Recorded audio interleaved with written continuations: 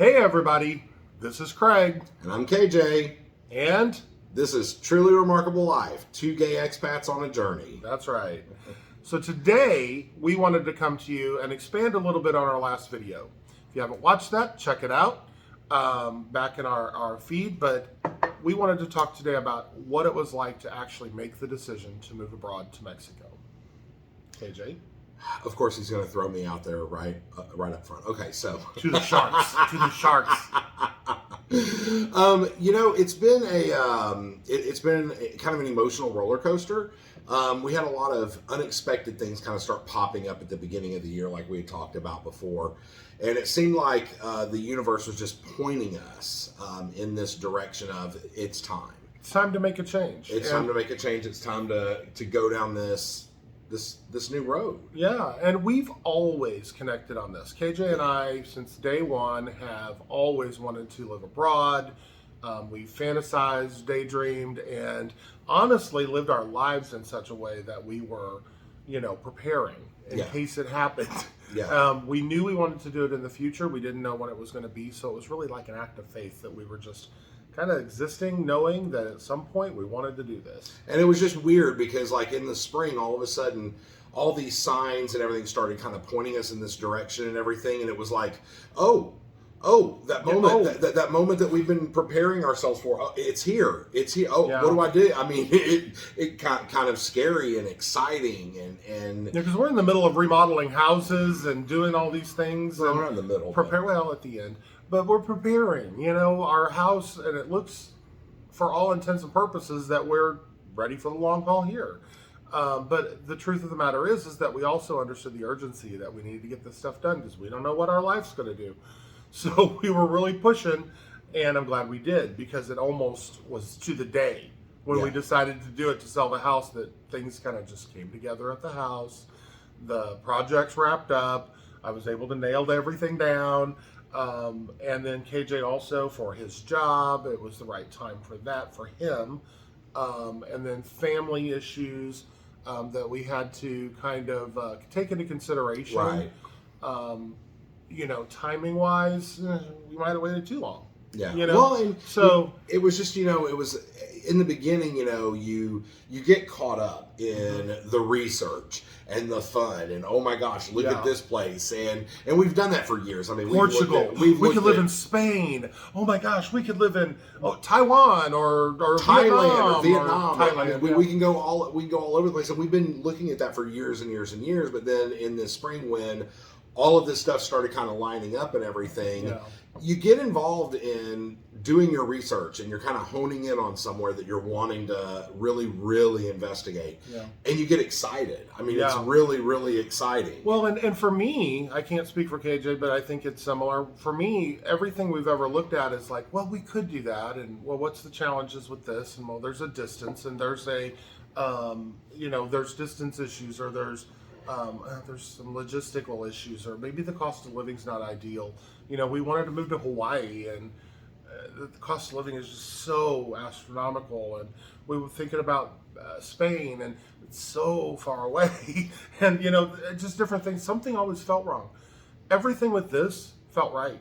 Like, I didn't get scared, I got excited.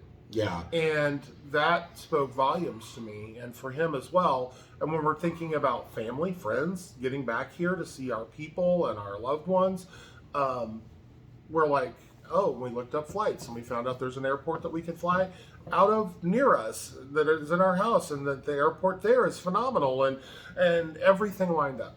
And it was eye-opening, and like I said, the signs everywhere there were signs.